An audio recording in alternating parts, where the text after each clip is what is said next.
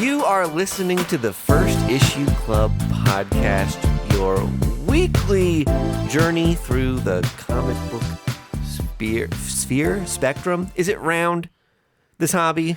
Oh, wow. No, Let's square. open a can of worms It's an there. amorphous blob that we're inside. I mean, it's normally a square. It's It much like opens our in the own middle. universe.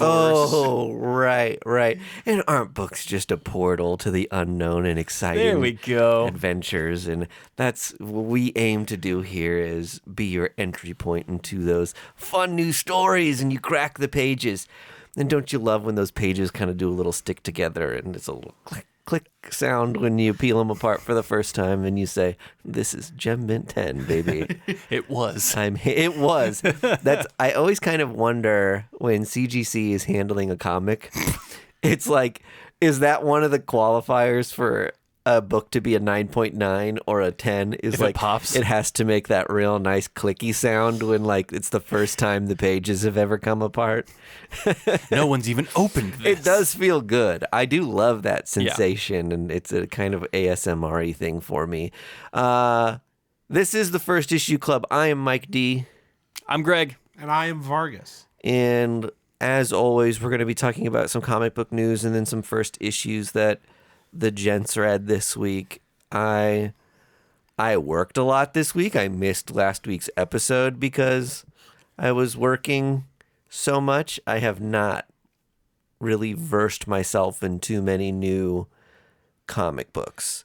I maybe have a pile that I've read more recently Okay. that I could grab and kind of try to speak to, but Well, we love I'm that spacing you're on all here, that stuff Mike. now. Yes. Your aura in the room is all we've ever really wanted. Oh, great. That's sweet. Amber is the color of your energy. Whoa. What band is that? It's 311. 311. Okay. Fuck 'em up, Peanut. I always think Third Eye Blind. Third Eye Blind is better than 311. You'll I mean, no lies detected. Yeah. Depending on your taste. Depending on how close you are to a beach, depends on your... Depending on how many ponchos you own. Which still could be relative to your location to a It's true. beach. Let me put it this way. Third Eye Blind has aged better than 311. If you own a Jack Johnson CD, you own a 311 CD. If you own a pair of Birkenstocks, you in Ooh. 2023. That's a toss-up. Could go either way. No, that's going towards 311. Guys, any comic book news top of mind? Here's the only thing I want to say about comic book news this week. Okay. Because... All right, Greg, go off. So King. step back, y'all, if I can get the mic for a moment. I would like to specifically talk to and sit down Oh, this is directed at someone? comic book Twitter. Okay. Calm it the fuck down. No, get torqued up. Calm it down. This week, for whatever reason, comic book Twitter is attacking Chip Zdarsky for being a hack on Batman. And has opened this whole dialogue about essentially Batman being a cursed book. Because Tom King was on Batman and people called him a hack. James Tynion was on Batman and then people called him a hack for being on Batman. And now it is bleeded into Chip Zdarsky, who was on Batman. And now comic book Twitter, I know people didn't like the Tom King run that much. I liked all three of those. So I guess I'm you in this scenario where I'm telling people to calm down. Yeah. A hack. Well, like, is there an argument for that? Like, is there sort of like hacky writing? So the argument that I think I'm going to make is people get too emotionally attached to their characters. Mm-hmm. You know what I mean? Like, and I can't imagine as a writer when DC approaches you and they're like, "Do you want to write Batman?" Your initial reaction is, "Fuck yes, I do." That's the dream job. And then there has to be a moment later in that That's evening. like the pinnacle of like. Yes. Yeah. Like that's what you're presumably that's what you're shooting for. Yeah. A big title book, a big flagship book. The flagship book. Yeah. Right. Some would argue. Right. And so you're like you ecstatically say, "Yes, I want to write Batman." And there has to be a moment later in the evening when you're pouring your decanter of wine and you think, "Oh no, what have I done?" What have I done? Yeah. Like I have a target on my back now, I have this character in my hands who is on bed sheets, who people have tattoos of, and who people have written dissertations about. Yeah. People have opinions about Batman. They don't have that many opinions about Kaptara, but they have opinions about Batman. And whether it's good, bad, or indifferent, someone's going to hate it. And they're going to be the loudest on Twitter. And that just gains traction. Yeah. And it makes other people feel comfortable coming out and saying their and shit. it just builds into a fervor. Yeah. And then suddenly people are saying he's a hack. I loved the fail-safe stuff. I loved It was so dope. Okay, the multiversal travel thing. For as much as you could be like, I'm annoyed with multiversal stuff in comic books right now because it's so overdone. Yeah. Like, the way he did it, I thought was fantastic. Well, and the fact that he like cobbled together a bat suit while he was doing it was so cool. The whole I can't remember. I can never remember the name of like the other Batman that's like his protective. Oh, Zurinard. Zurinard, yeah. That is so cool to bring that back, and I thought it was fun. Chip Zdarsky Batman. I also think calling Tynion a hack on Batman is He wasn't on it long enough. absurd. One, he wasn't on it very long, and two, He gave you like 6 characters that are like he did so iconic. many new characters, and they were all like mega hyped. Like, so many cool new Gotham things to like play with in the playground that felt very fresh and new. I think the end of his run kind of took a little bit of a downturn because it was interrupted by like Future State and Dawn of DC. Mm-hmm. You know, like it felt like he was doing something and then he had to like kind of put the brakes on it to do Future State. Well, and then he had to quickly wrap up his shit because he broke his contract because he went to Substack. Correct. Yeah. So, I mean, I'm not going to knock the guy if the end stories weren't Right. 10 out of 10. Totally. Here's the thing, though, too, that everyone's got to remember about comic book writers and what they're beholden to is that, all right, so Tynion's run ends with Joker War. Great event. Right. If you're going to do a big Batman thing, it probably builds to the Joker. Yeah. In one way or the other, And yes. your, like, big Joker story is your, like, last hurrah with, like, the character. That totally makes sense. When you're doing that, the way those Joker stories end are with Batman throwing the Joker in an asylum or Joker getting away or something, and we can say it's frustrating to not kill the Joker or do something different. Right. But the Joker is a character that makes DC so many piles of money. And you cannot kill these characters.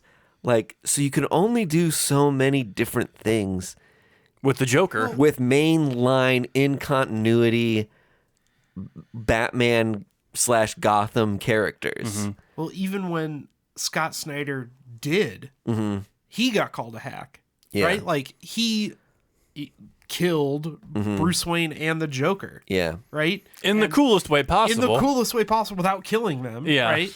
And Gordon took over as Batman inside that Batman In that mech bat suit. and it Holy was fucking hell. awesome. That was so cool. But like people called him a hack for doing that same shit. So like, does the Joker get away or does the Joker die? Either way, nobody's happy. The argument wasn't even like, oh, they can't like kill the Joker or like yada yada yada. It was a critique on their writing style, which is even more absurd. Yeah. Like these are vetted pros. Like you don't get to Batman Yeah. by accident. You don't like stumble into the room and they're like, hey, do you want to write Batman? And they're like, oh, I was looking for the bathroom, but sure, yeah. I guess I'll write Batman. That's fine. Yeah. Hey, we read your 20-page web comic. Do you want to? Do you want to write Batman? Hey, you think I did like sex criminals, right? Look, we got a Batman story that's just begging to be done. Jesus. I always say whenever people are like, oh, this new Batman sucks. Oh, cool. There's like 4,000 back issues of Batman that you can go read. I promise you haven't read them all. Yeah. Maybe you just don't like good stories, so shut up. Yeah, well, just don't read it. Yeah. Right? Like, you can be the only guy in the world that doesn't read Batman. Also, the argument, oh, this new Batman sucks, isn't an argument.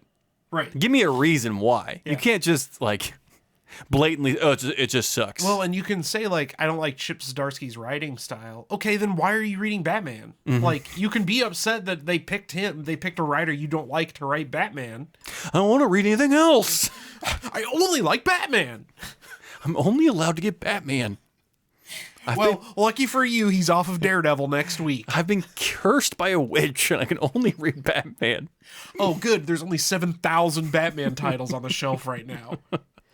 This isn't a comic book problem. This is a people problem. True. Right? And we need to keep 80% of our opinions to ourselves. It's the main thing I wanted to get to was the comic book community is a reactionary group, and we need to pump the brakes a little bit. Yeah. And enjoy our picture books and realize that they're a fun thing. They're supposed to be fun.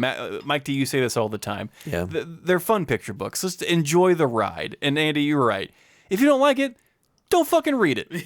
There are hundreds of books that come out every week. We cover them. Like, pick another one. You can go read a Batman book on Marvel. It's called Moon Knight.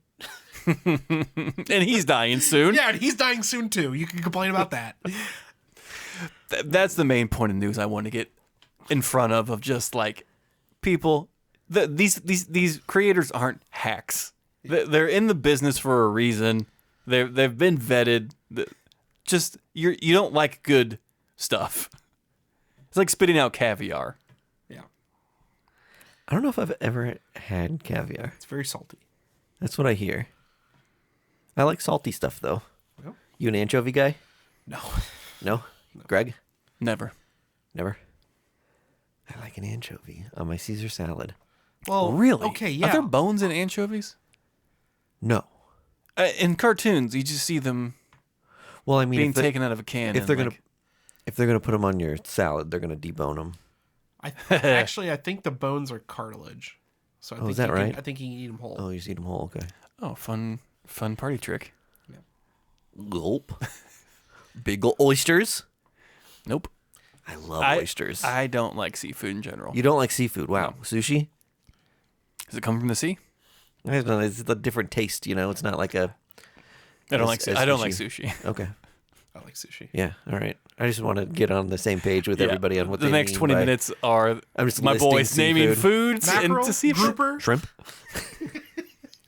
Moving on. That's all the news that I had to really. The only news I had is also Batman news, and it's Batman Day is the 16th this year. Yeah. Again, I guess it's always on. the Remind me 16th. what Batman Day is. It's Batman's birthday and Death Day. Sure. He planned it. There you go. Wow. DC does Batman Day every year, and they Okay. release like special editions of whatever. We go books to and Elite stuff. all the time when it happens. Does it coincide with the free comic book day? Yes. Okay. Sometimes. So it's just free. Okay. That's right. Sometimes. Yeah. But Dr. Side-Eye over here. Sometimes. this year is catchphrase. is a big one because Gargoyle of Gotham comes out on Batman Day. Ooh, the Raphael Grandpa. Yeah. So get out there on the 16th and grab yourself a copy. I will definitely be doing that because I want to make sure and get the variants that I want going to because be I am a brutal. shill. It's going to be awesome. Yeah. I just saw Distillery launched their own web shop, so you can buy their comics straight from them now, For which is cool. $100 a piece. Just some variants. Yeah, most of them are cover price. We talked about the Christopher Ward $100 Oh, did you variant. cover this last week? Well, we only covered that part, and it was on the Okay. Patreon, and we were wax poeticing about how they took the issue that Bad Idea had of scarcity, and were just like, let's just make them really expensive, and then you can just buy them. Like Yeah. anyone can buy them instead of mailing in like a stick or something. Like, Right. like that's too much trouble. We'll Yeah. just make them accessible. That does seem to be a thing that Distillery is doing, is they're just printing a lot of everything and they're making you know about it well in Right. advance. So it's like no one's gonna miss. They're not sneak releasing Right. Jock's Gone. Right. It's like they're in your face constantly, like pre-order this book, which is, I don't know, I appreciate. I'm not mad about it because they're a new publisher. They need to make some money, so that's fine. You shouldn't be mad. That's the way to do it. We did say that, like, if they're going to be the prestige comic publisher, $10 an issue is a little rough. It's a hard pill to swallow if they're going to be multiple issues a month. That's going to really have to force people to pick and choose on their comics of the week. I don't think that's the, like, have they said that that's their, like, standard price point, though?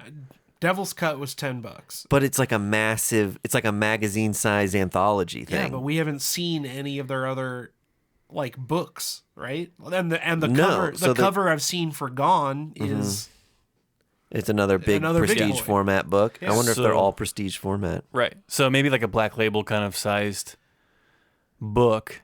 which is fine if that's what you're doing. But I don't- I love these creators.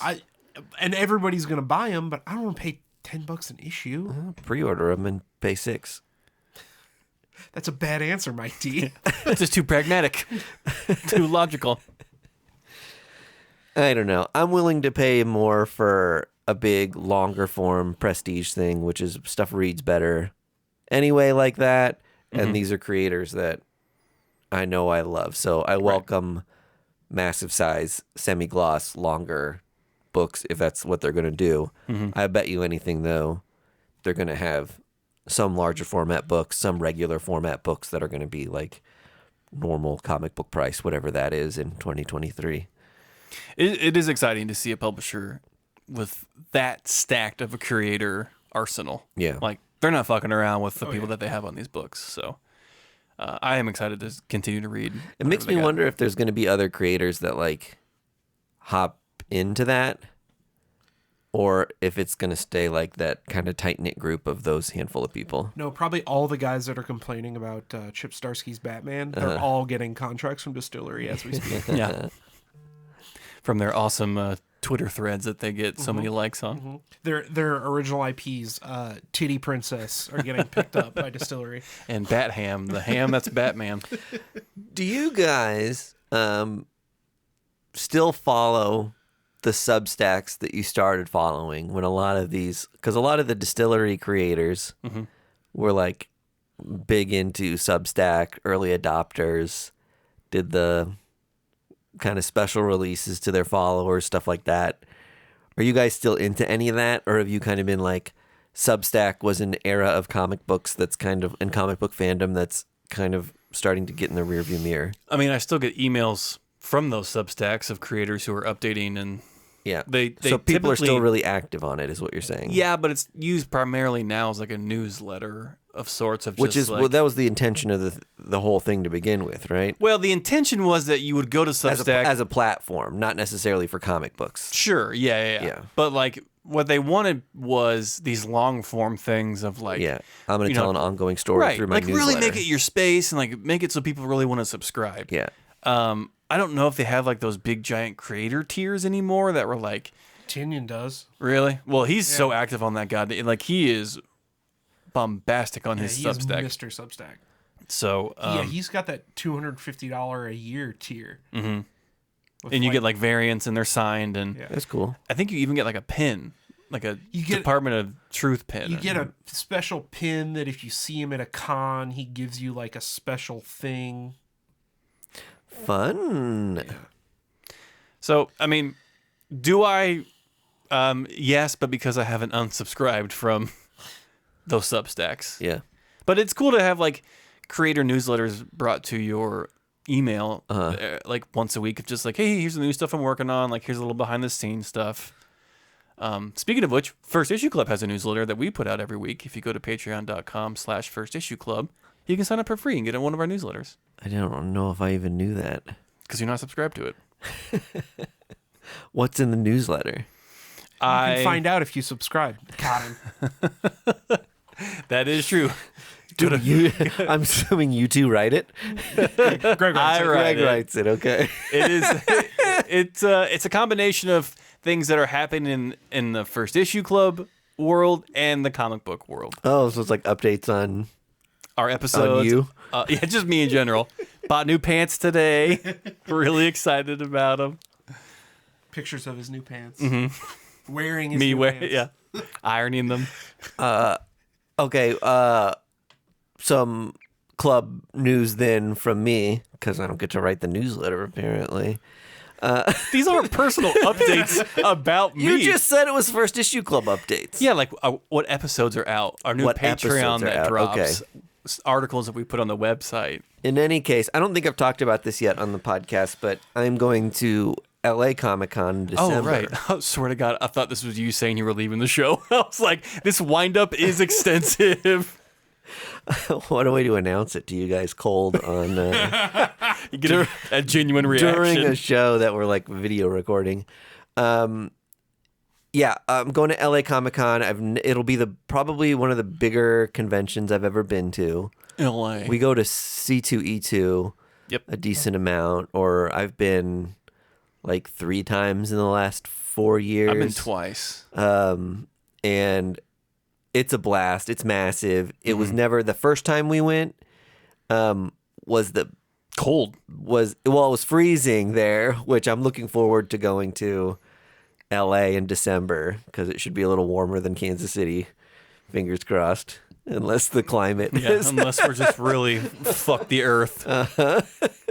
Who knows anymore? But yeah, I'm excited to be at a con that big, and they're announcing some like huge names already. But one of my things is like, as they're announcing names, I'm like, it would be cool to have this sign, that sign, blah blah blah, and then I'm like, I have to fly to LA. Yeah. I don't know how well I can Oh, I have a solution.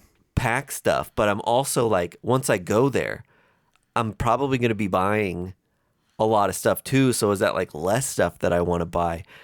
It occurred to me that it may be safer to package stuff up and mail it back to myself than it would be to put it in like a backpack or a suitcase and carry that on a plane. That's exactly what you need to do. You think so? Yeah. You buy stuff Which just there and seems then mail it. ridiculous, doesn't it? To be like, I bought a handful of comic books. I'm gonna like go to a post office in fucking LA, which has got to be like a nightmare-sized line, I would assume. I guarantee you they have a booth or something Yeah. in the convention center.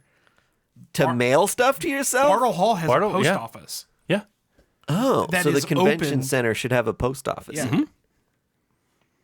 This is a new level of nerdery, isn't it? I almost don't want to do it because I'm like, It opens the door. that's kind of out of control to be like, I You're have to, like, crossing a threshold. yeah, I feel like I kind of am. Okay, think about it this way though, right? Yeah.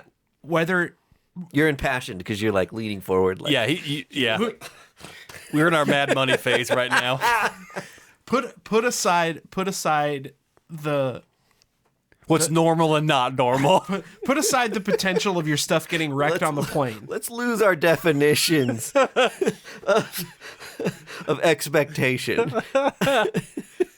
Okay, so but what happened at C2E2 that one year that you Hey. bought that special Wolverine cover? Yeah, I have a Wolverine cover that's like worth $600 in 9.8, and I bunked it on the way home on a train. Yeah, so that won't happen when you ship. Yeah. When you ship, right? But on top of that, how much are you going to have to pay for the extra luggage fee? You can. I'm not pay- bringing a suitcase to like No, I ship comics back You don't home. know that until you go to the con. That's true. I I get could come it. up with like a short box full of stuff. But like, even if you don't, right? Like, you have to get them on the plane somehow. They have to or weigh it. or you can pay the $25 for a flat rate box, or the $50 for a flat rate box, Yeah. and you know that they're going to get here in good shape. And like Andy's right. Like you might just think like, oh, I'll do an envelope of stuff, but then that just spears you to buy more cool shit there because you're like, well, a box is just $5 more. Yeah. Yeah. Now I'll buy more comics and ship them out. I'll probably bring one of those black foldy boxes Yes. that you can get like 10 Folio box, I think it's the called. folio box, and that's what I'll bring comics to LA in that I just want to get signed, and I'll probably throw that in a carry-on, Yes. and then I'll probably buy enough comics. Mm-hmm. I think once you get to LA, there's just going to be people with like, this is my LA cover of the thing, or this is like convention exclusive, or like Ryan Otley's going to be there, and like maybe he's just got like books at his table, and I'm like, why not $5 for a signed Ryan Otley book? I don't have his signature. Yeah. That I think it's going to get out of hand quick for me, and I'm going to have to figure out what to do with everything. Yeah, shit. Just buy 2 more folio things while you're there and just mail those. Mail the folio box back? Well, no, in a box. Yeah. Well, yeah, obviously. Yeah. Put a stamp on it. Drop it in a... There would be someone who blue heard what I mail just bin. said and be like, yeah, I'll just put a stamp on that and be good to go. Tape it up with duct tape. Yeah. Yeah. The post office, I think, sells bubble wrap and all that stuff, right? So... Some of it's free if you like ship there with it, so they don't even charge you for all the bubble wrap and stuff. Yeah. Oh, really? Probably not in L.A., you know what I mean? LA. What? Yeah. I'm going to LA Comic-Con.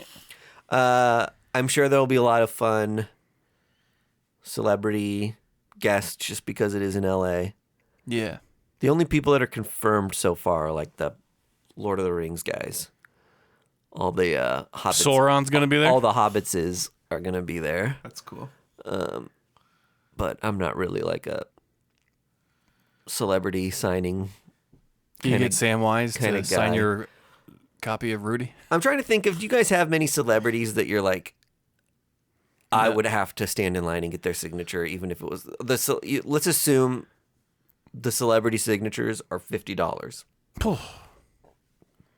Which, for someone like Elijah Wood, it's got to be like at a minimum $50 a signature, right? Kermit the Frog.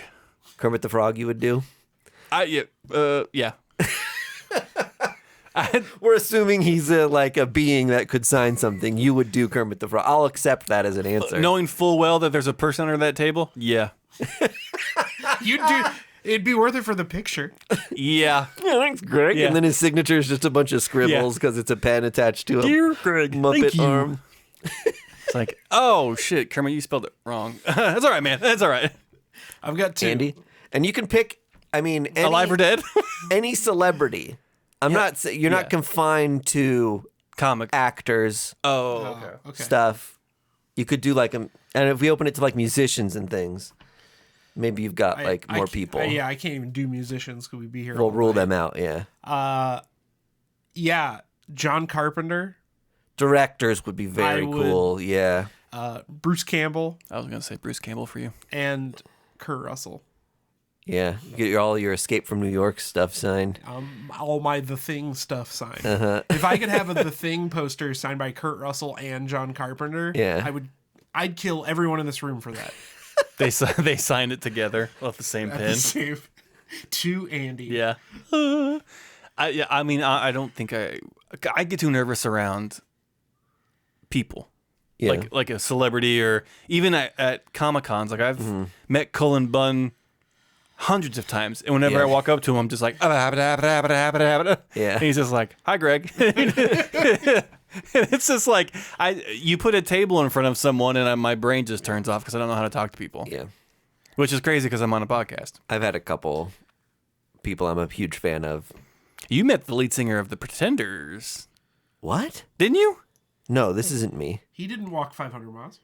No, that's not The Pretenders, is it? Pretenders. No, that's Proclaimers. Proclaimers. Didn't you meet someone from The Pretenders? No. What?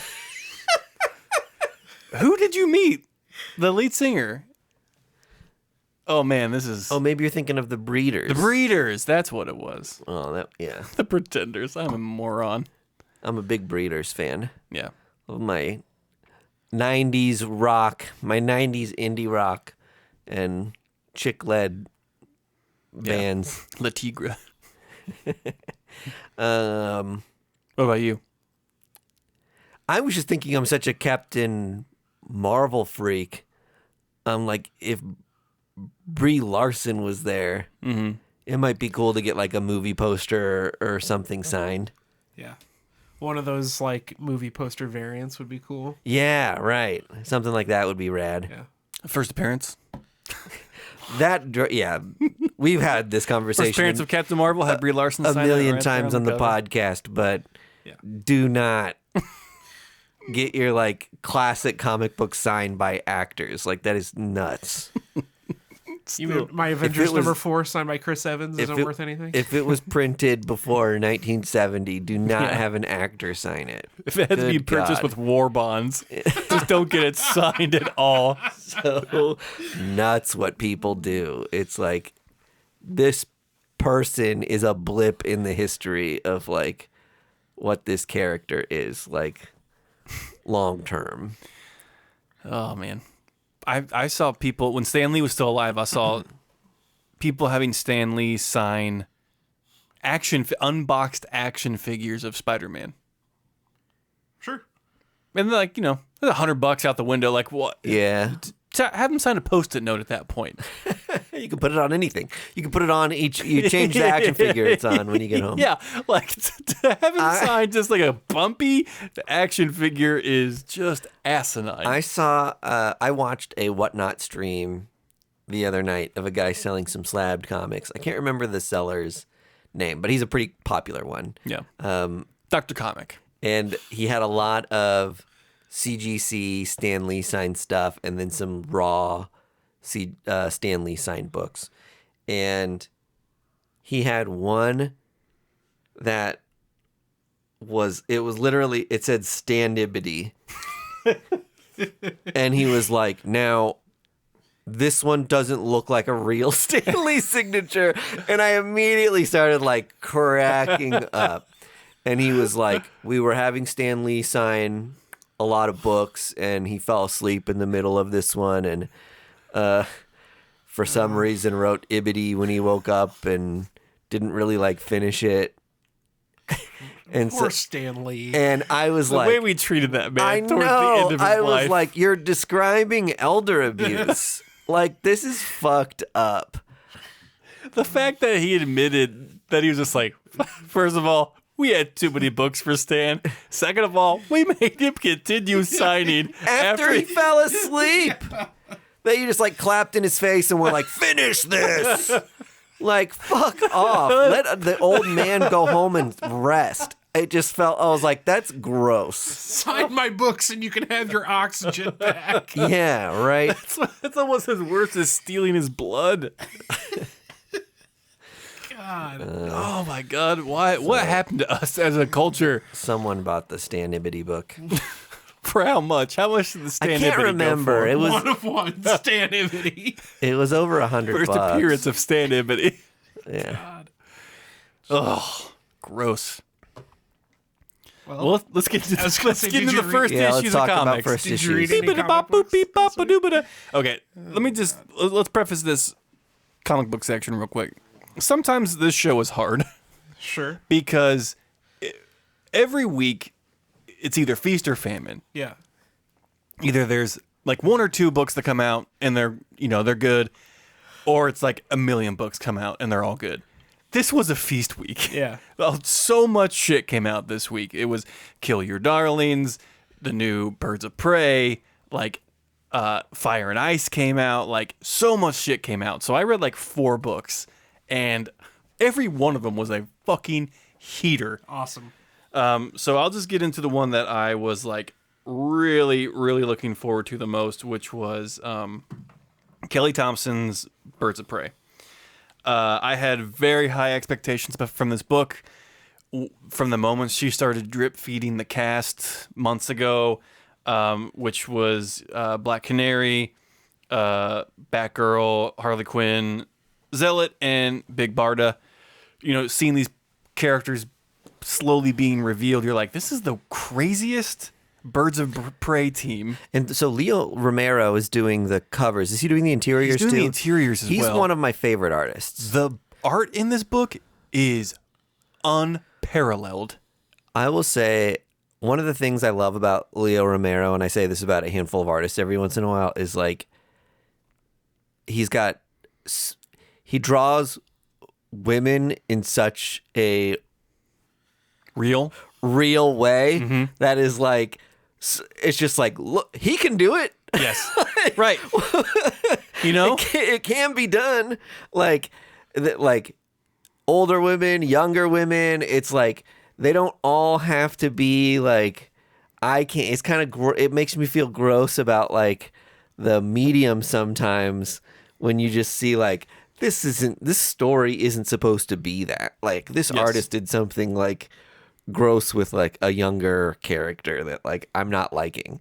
But Leo Romero is one of those people who just handles like the way he draws women is like fantastic. And I'm glad you said that because every character in this book... And this is a women-based team, right? Yes. Yeah, so like... Every character in this book is so defined and so different. And that is equal parts Kelly Thompson and equal part Leo Romero. Yeah. Like, every character is a different size. Everyone has a different dynamic attitude and personality that they bring to the team. This book, from the jump, had my attention and did not let go. Yeah. Like, the art is crazy. The design of the panels is crazy. Kelly Thompson's script is impeccable. Like, the addition of Harley Quinn on here is like such a wild card selection.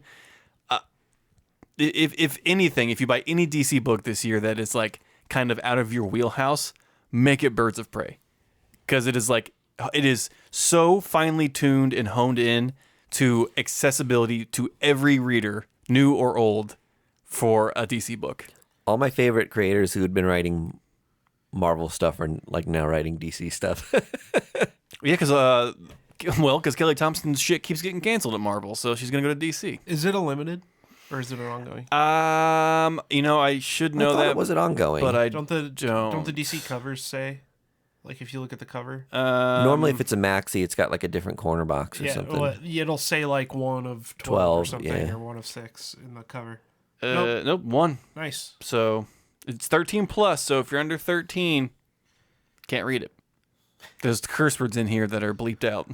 Sorry, kids. I don't make the rules. I just report it. I don't know if you want to go back and forth here with your comic books, Vargas. Sure. Oh, can I ask some questions about Birds of Prey? Oh yeah, go ahead, shoot. Is there a first arc bad guy that's been revealed? Is it an existing character, new character? So the reason the Ocean's 11 reason she's collecting this team is her adopted daughter, Black Canary's adopted daughter Sin, is being held captive on Thymera from the Themyscira, sorry, by the Amazons because she has done something. Oh, we don't know what. And she's being scheduled to be killed. Okay. So they're gonna break into the island of the Amazons and steal her back. That's dope. Cool. That's awesome. So I can only imagine where this is going. But I love it. It's like an all women story though. Like that's kind of cool. Yeah.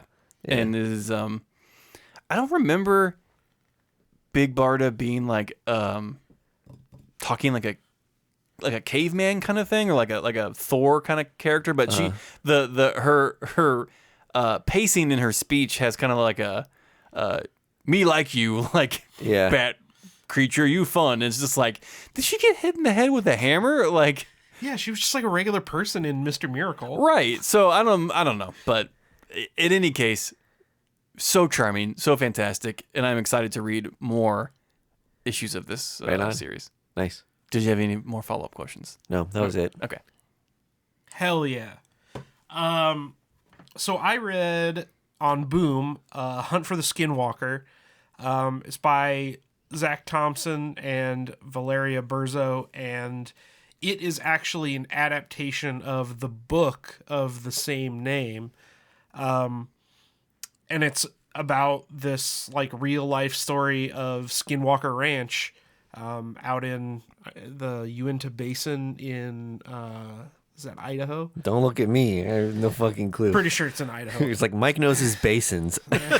You're a real basin head. Yeah, you're real basined. I'm gonna hit all of them before I die. That's my bucket list. This winter, I'm checking off more basins.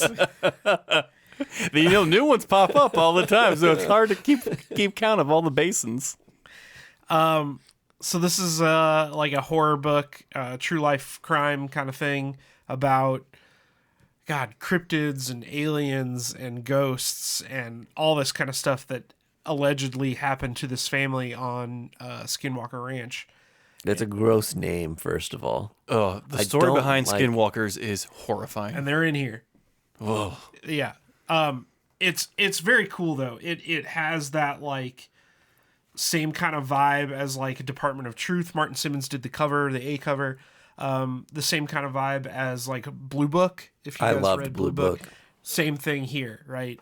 Or it's that like kind of embellish, like fictionified, true story kind of thing.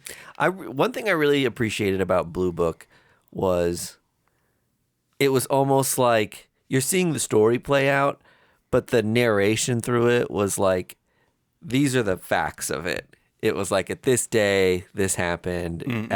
At this point, so-and-so was reported to have said. So it did tell you like the story from the person's perspective as if they were telling the truth, but it was never like, this is a thing that happened. yeah. You know what? It felt more real that way, which I appreciated. And this book does the same Does thing. it? All right. That's awesome. I love that. It's very cool. I am a big fan of like paranormal and all that stuff.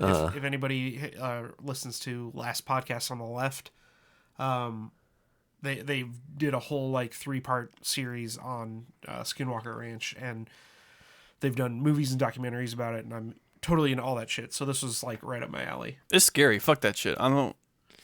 I want to sleep. Yeah, no. No way.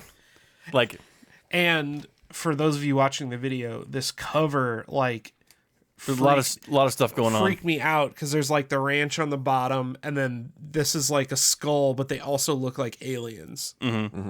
So like, Yeah, It's it's a dope. rad cover. it's a rad Yeah. cover. And Martin Zach Simmons- Thompson fucking rules. Yeah, Yeah, he's a great writer. yeah. Anyway, Hunt for the Skinwalker out on Boom, totally rips.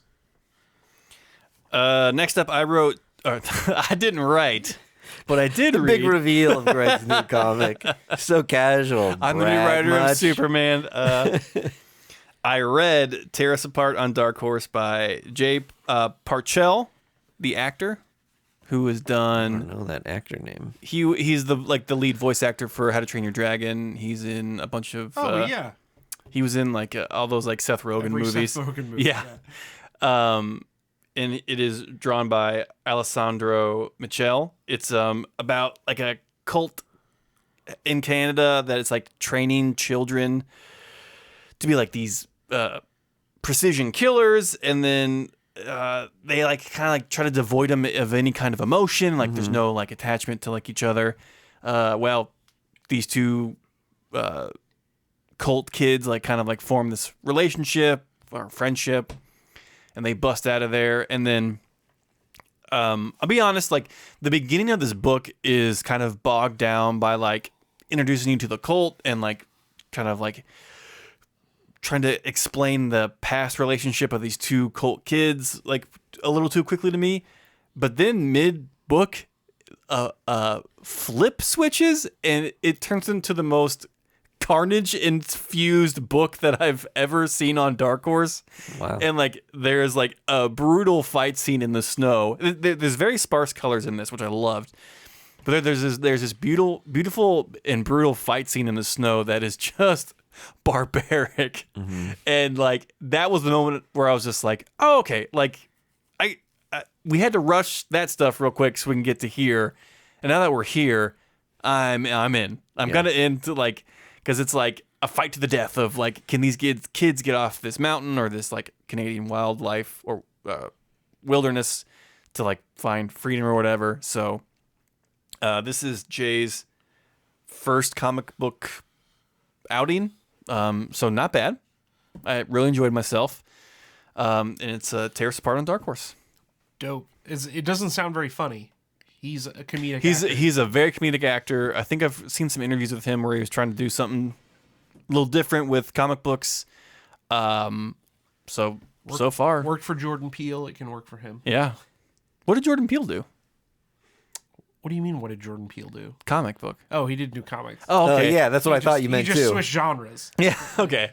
That's I I was like, I don't own any Jordan Yeah. Peele comics. was like, seems like I don't something I know. would Did have. he do Bone? Like what? What, Andy? Yeah, you didn't read his Batman run? He's a hack. He's a hack. That's why he went to go do movies.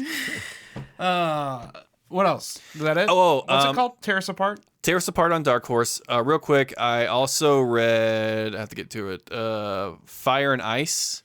Oh, that's the DC book, right? Yes, correct. And it was, it's called Fire and Ice, Welcome to Smallville.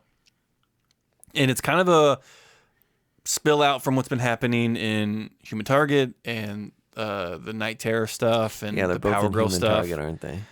And it is about fire and ice, like moving to Smallville to kind of like start a new chapter. And Those are characters, if you don't know. There's a green one and a blue one. green one and a blue You're one. caught up. Their names kind of say what they do. Yeah, one is fire, one is ice. Yeah.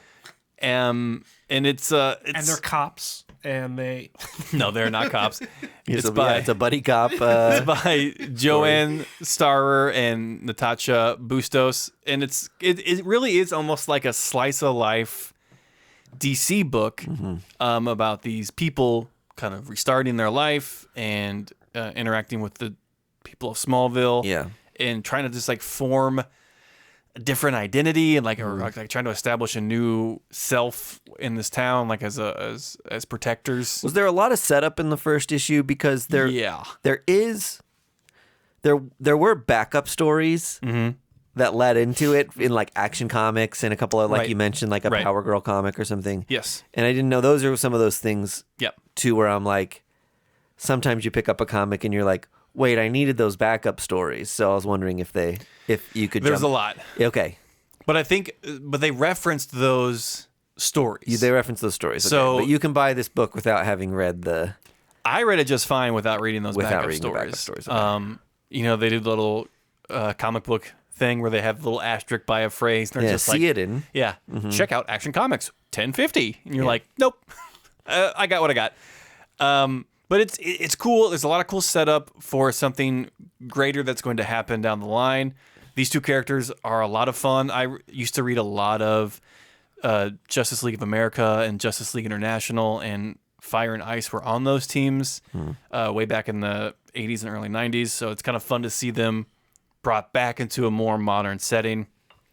So it's cool. I'm excited for it. It may not be everyone's cup of tea, but for all intensive purposes, DC in the year of our Lord 2023 is producing some top-notch books. Is there a reason it wouldn't be everyone's cup of tea? Or is this like a certain type of book that you're like, This is more like an introspective Okay. superhero book. got it? It's more about relationships than punching Got it. giant gorillas. The previews that I saw for it gave me vibes of like Tom King's Vision.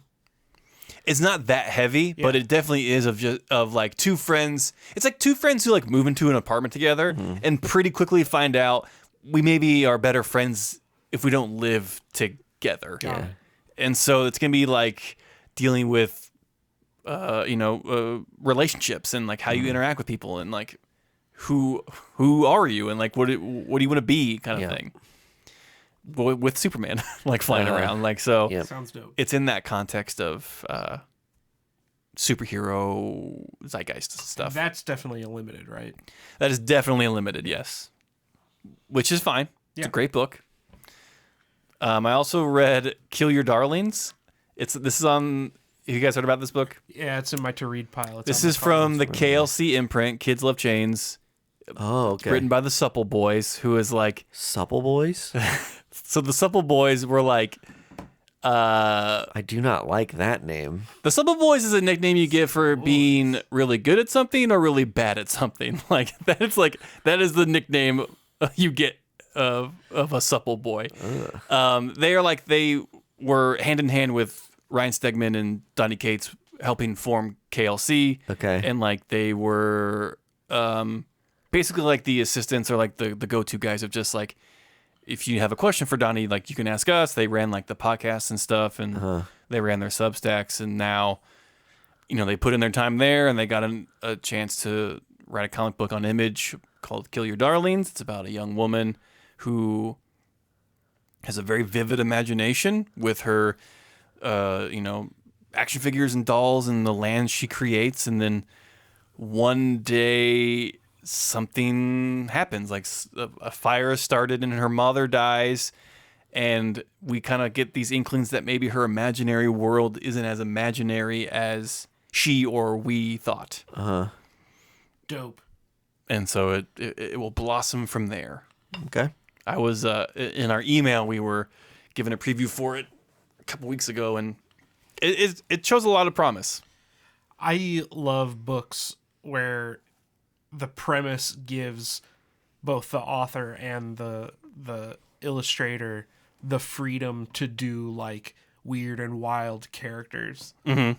Like anytime you have like, oh, an imaginary friend is real, it just like gives you license to make some of the coolest visuals in comics. Mm-hmm.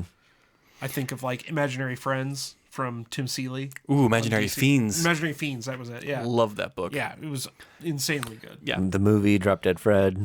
So many good striking visuals. God, like in that. That was more of a psychological thriller than it was a child's comedy, if you think about it. You guys are done. But no, Andy, you are right, because like when you are given the license of like kids' imagination, Yeah. you as a writer and you as an artist are just like, oh, I can do anything now. Yeah. A banana with a robot head and machine guns. Yeah, and there's a character in here who was like a pig elephant hybrid. Yeah, and I love that stuff. Super cute, super short. Kind of has a wise mouth on him. One has a short nose, one has a long nose. What's gonna happen when we put them together? A regular size nose. It's like a human nose. They can pick up things for some reason. Yeah. So yeah, it's by Ethan Parker and Griffin Sheridan. They are AKA'd as the Supple Boys. It's drawn by John J. Hill Nice. on Image Comics. Oh yeah, John also worked on Vanish. Probably. If it's a KLC. Yeah. If you know me, I remember seeing that name on a Vanish cover. yeah, he's done stuff with the Schlub and the Crossover, God Country. So he is well versed in the KLC, Donny Cates, Stegman stuff. KLC rock and roll. So I also read Project Cryptid out on Ahoy, and this is going to be a very fun book. However, No, not Okay. a however. It's like an anthology thing. It seems to be that they're setting up like basically 2 stories an issue. And they're written by different people. And they're written by different and people. illustrated by different people. Correct. So I didn't realize that. yeah, so this issue 1 has Paul Cornell and PJ Holden's Wormy and Me, and it has Mark Russell and Jordi Perez's Ballroom of Death. And each one focuses on a different cryptid. already banger Yeah, totally. from the creative teams. Totally banger creative teams. It's like a turducken of a comic book. Yeah, insanely good idea.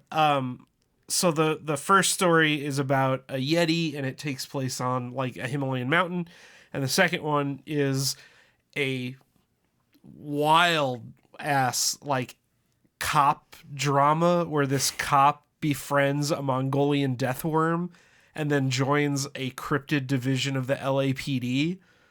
Right on. So like 2 wildly different stories, 2 wildly different storytelling styles, but both just revolve around cryptids. Now, are these like one and done stories? Yeah. Yes. Okay, They're so they're not going to continue. The only thing that continues is the backup story by my Mr. main man, Grant Morrison. Yeah. Yes, there's like a prose that Grant wrote in the back that is going to continue on, presumably in the next issue. That is a ton. Yeah, I did not read that yet because I can only read so many words per day. That was a lot of words. Yeah. Holy cow. Yeah. So, but I am excited. Obviously, love Grant Morrison. But Project Cryptid seems to be just a really lighthearted, fun book. If you like monsters, you're gonna love Project Cryptid. Right. So, and then the last book I read this week was Crusader. I picked it up kind of on a lark because it looked cool, and it ended up being very cool. Love when that happens. This is about a crusader like in the Crusades, who stumbles upon some black magic in a cave and disrupts the ritual that they're performing and gets teleported to like a fantasy world where like goblins exist. So he's like, gung-ho for Jesus, and he has to like chop the heads off of goblins. It's by... So win-win. Yeah, totally. It's by Matt Evans and Andiri. Yeah, the old English script on the cover does not bode well for Andrew names. Luckin. Yeah. But it's out on Mad Cave, and Mad Cave has just been kind of killing it. They've been doing a really good job. Yeah, they're kind of a publisher to watch out for. So, And Matt Emmons is a phenomenal writer. yeah, totally. Really, a lot of cool art in here. It gave me actually like Paul Pope kind of vibes. Yeah. With the like a little bit chunky art, but still really, Yeah, I love those thick lines and like yeah. kind of they're not like flat colors, but it's like a I don't know, it's a vibe. Yeah. But it's very cool book. So Crusader and Hunt for the Skinwalker and Project Cryptid. All good stuff. Like I told you, it's fucking stacked week. Yeah. Like this happens a few times a year where you're just like, oh, okay, I guess everything hits this week. Yeah. And I'm fine with it because like that, so much great content came out this week that is a little overwhelming. But Yep. so that's why we're here, folks, to help you through your purchases and maybe turn you onto some stuff that you may not have picked up. Because I probably wouldn't have picked up Crusader. Yeah, I wouldn't have either if I didn't see it on the shelf. Well, I think that's it, Mike, unless you have something that you... I don't. I have nothing else except to say, Ad Wiedersehen. Goodbye.